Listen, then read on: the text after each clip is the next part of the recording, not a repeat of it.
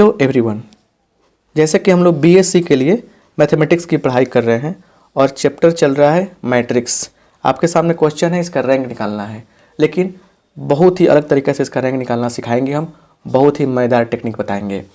तो हमारे कोर्स को ज्वाइन करने के लिए इस नंबर पर व्हाट्सएप करके आप कोर्स को ज्वाइन कर सकते हैं।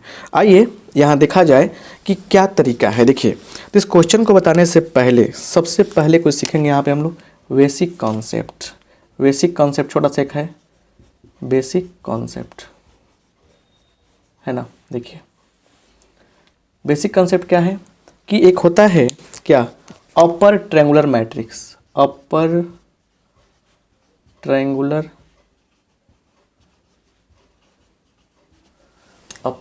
नहीं दिख रहा है क्या, अपर ट्रायंगुलर मैट्रिक्स। देखिए इसका क्या होता है टेक्निक, स्क्वायर मैट्रिक्स रहेगा एक, जैसे मान लीजिए ए बी सी दिया है यहाँ पे, ठीक है, 0 डी ई 0 0 एफ। इसको क्या बोलेंगे हम लोग, अपर ट्रायंगुलर मैट्रिक्स बोलेंगे। ये 3/3 ऑर्डर के लिए हम बात कर रहे हैं, ठीक है। जैसे इसका क्या होना चाहिए, ये तीनों एलिमेंट जो है, ये तीनों एलिमेंट जो है वो 0 होना चाहिए। समझ रहे ना। तो बोलेगा ट्रायंगल नीचे बना रहे हैं, नहीं, एक हम 0 की बात बताएं, ठीक है ना।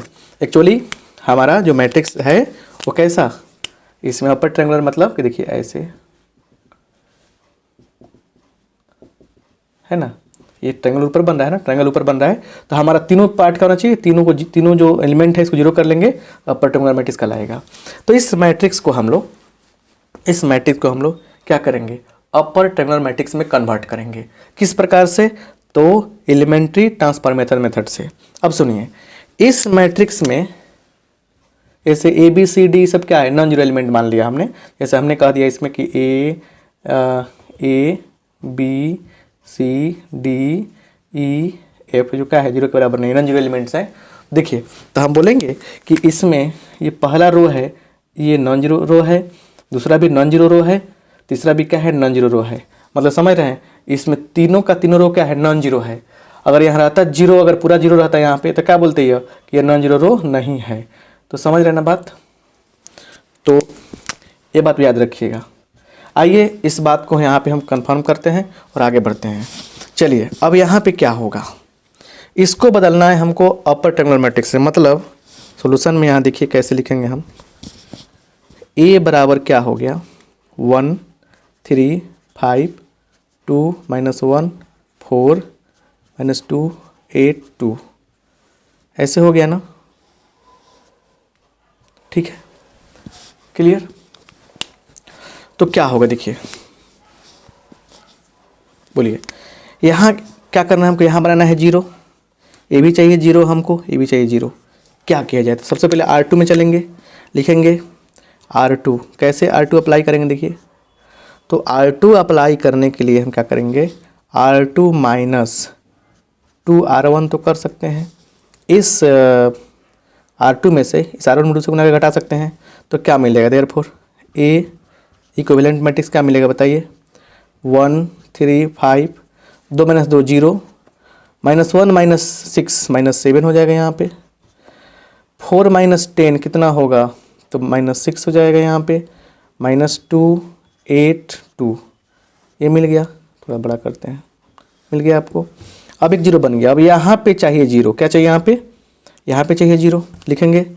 अब किस में हमको चेंज करना है, R3 में, तो R3 के पास जाइए। R3 को कैसे बनाएंगे, देखिए, लिखेंगे R3 और +2R1, R3 +2R1, समझ रहे ना कैसे। जैसे इसमें हम जोड़ देंगे लाके, इसको 2 से गुना करके क्या वो 0 हो जाएगा, ये 0 नहीं हो जाएगा, पक्का 0 हो जाएगा। R3 + 2R1, तो क्या होगा, देखिए, तो क्या मिलेगा,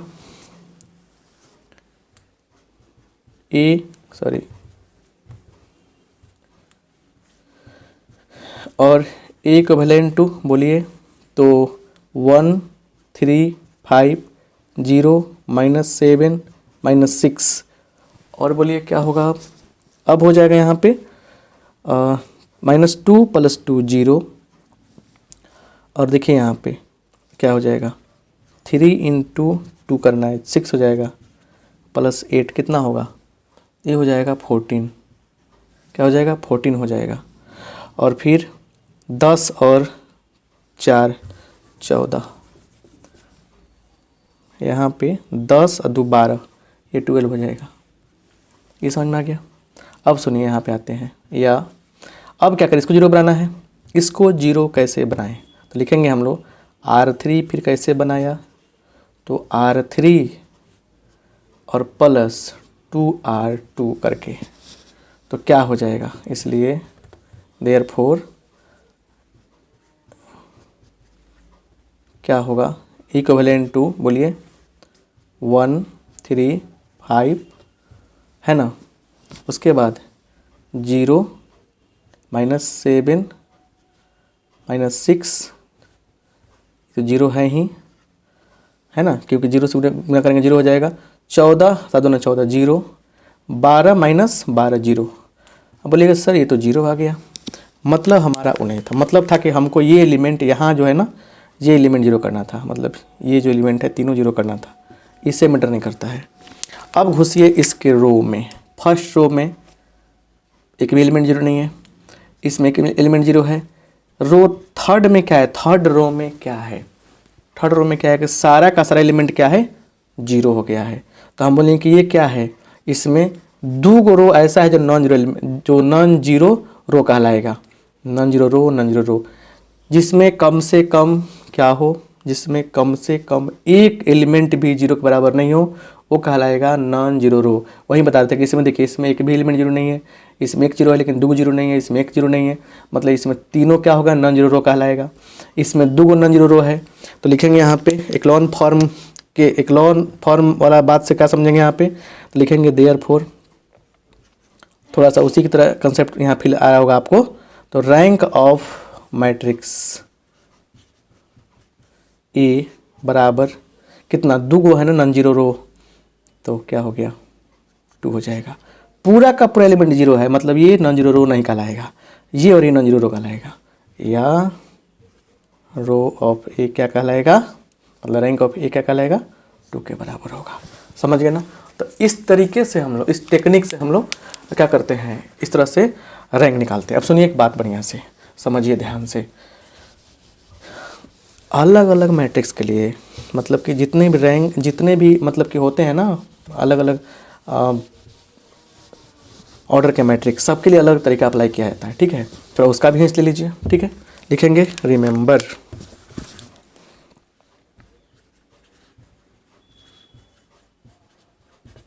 याद रखिएगा हमेशा, कुछ आपको टेक्निक दे रहे हैं, टिप्स दे रहे हैं बनाने का, क्योंकि जितना प्रैक्टिस प्रॉब्लम आप सोल्व करेंगे खुद से ना, उतना ही मजा आएगा, ठीक है। अब सवाल है कि हर बार तो हमको स्क्वायर मैट्रिक्स मिलेगा नहीं, तो याद रखिएगा, जैसे मान लीजिए कि पहला यहाँ पे मैट्रिक्स मिला हमको, कैसे देखिए 3×3 ऑर्डर का, जिसको आपने देख लिया, ऐसे मिला आपको। तो आपको करना क्या है, एलिमेंट कुछ भी हो, जैसे आपको करना क्या है, हमको डालना है, इसको 0 बनाना है, इसको बनाना है 0, इसको बनाना है 0। याद रखिएगा सुपर टेक्निक है ये, ठीक है। दूसरा देखिए, यहाँ पे हमारे पास मान लीजिए मैट्रिक्स जो कितना बाई कितना का है, 3×3 का है। दूसरा भी तो हो सकता है, तो मान लीजिए कि 4×3 का आ जाए, चाहे 4×4 का आ जाए, 4×4 का भी तो आ सकता है कि नहीं। तो क्या होगा, 4×4 का क्या होगा, तो देखिए कहाँ कहाँ रखेंगे 0, समझिए यहाँ 0 डालना है हमको सेकेंड पे, उसके बाद फिर क्या डालना है, यहाँ 0 डालना है, सब 0 हो जाएगा, 0 0, फिर यहाँ 0 डालना है, अपर ट्रायंगल बनाना है हमको, जितना समझेंगे उतना ही बेहतर होगा। तीसरा मान लीजिए कि हमको 3×4 का मिल रहा है, 3×4 का, 3×4 का मिल रहा है, इसमें क्या करेंगे, इसमें बनाएंगे 0, देखिए कैसे, तो 0 0 0 डाल देंगे, बस बगल वाला 0 बनाना है। सब टेक्निक पता होना चाहिए ना, टेक्निक पता रहेगा तो आप सोल्व करेंगे ना। मान लीजिए आपको मिल रहा है यहाँ पे 4×3 का, 3 है ना, 1 2 3 1 2 3 1 2 3, 4 रो हो गया, 4/3 का। तो कहाँ कहाँ रखेंगे 0? सिंपल बात, क्या करेंगे यहाँ पे देखिए 3/4 में एक और काम न करना पड़ेगा। देखिए 3 कितना है, एक 3 ये तो उल्टा हो गया ना, ये 4/3 ही हो गया, 4/3 हो गया ये, 4/3 में कर लेंगे, ठीक है ना। और इसमें क्या करते हैं ना, इसको बनाते हैं 3/4 ऐसे, 3/4 हो गया ये। अब ये 3/4 तक क्या करेंगे बताइए, इसमें कहाँ कहाँ 0 होगा, तो 0 0 होना ही है, इसको 0 कर लेंगे। ये क्या है, 3/4 का है, ये क्या है, 4/3 का है। तो इतने पॉसिबल मैट्रिसेज अगर आपके सामने आते हैं तो आप उसका रैंक बड़े आसानी से निकाल लेंगे, समझ रहे ना, बड़े प्यार से निकल जाएगा। यहाँ तक कोई हमारे ख्याल से दिक्कत नहीं है ना। तो इस बन जाएगा। प्रॉब्लम जब आपके सामने आएगा ना, तब जाके क्या होगा, क्वेश्चन जो है ना ज़्यादा आसानी से समझ में आता है, राइट। जैसे एक लॉजिकल बात समझिए, जैसे लॉजिकल बात एक बता रहे हैं आपको कि यहाँ पे जैसे मान लीजिए एक मैट्रिक्स दिया है I =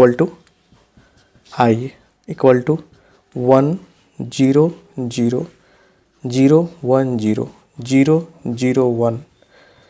तो ये कितने बाई कितने ऑर्डर का है, क्या है, तो 3/3 ऑर्डर का है। इसका रैंक कितना होगा, रैंक ऑफ I कितना होगा बताइए। तो देखिए तो क्या है, यहाँ देखिए ये पहला नॉन जीरो रो, दूसरा नॉन जीरो रो, तीसरा नॉन जीरो रो, और अपर ट्रायंगुलर है कि नहीं है, बिल्कुल है। मतलब देख रहे हैं तीनों का तीनों क्या हो रहा है, एलिमेंट 0 आ जा रहा है। तो अपर ट्रायंगुलर है, नॉन जीरो रो आपका रो 3 को है, इसलिए रैंक 3 हो जाएगा। तो अब सवाल यह है कि मान लीजिए कि I जो है यह n/n ऑर्डर का है, n/n ऑर्डर का मैट्रिक्स है। तो याद रखिएगा इसका रैंक क्या हो गया, n हो जाएगा। जितना ऑर्डर का I रहेगा उतना ही ऑर्डर का उसका रैंक होगा, याद रखिएगा। तो ये लॉजिकल बात है, ऑब्जेक्टिव के लिए काम करेगा, ठीक है। तो इस तरीके से हम लोगों ने क्या सीखा, किस तरीके से ये सीखा हम लोगों ने, किस प्रकार से हम लोग रैंक निकाल सकते हैं एलिमेंट्री मेथड का अप्लाई करके। और एक कॉन्सेप्ट क्या समझा हमने कि अपर ट्रायंगुलर मैट्रिक्स बनाकर और नॉन जीरो रो की संख्या काउंट करके। तो हम लोग मिलेंगे अगले क्लास में। अच्छा लगा है दोस्तों को शेयर कीजिए। थैंक यू आप सबका।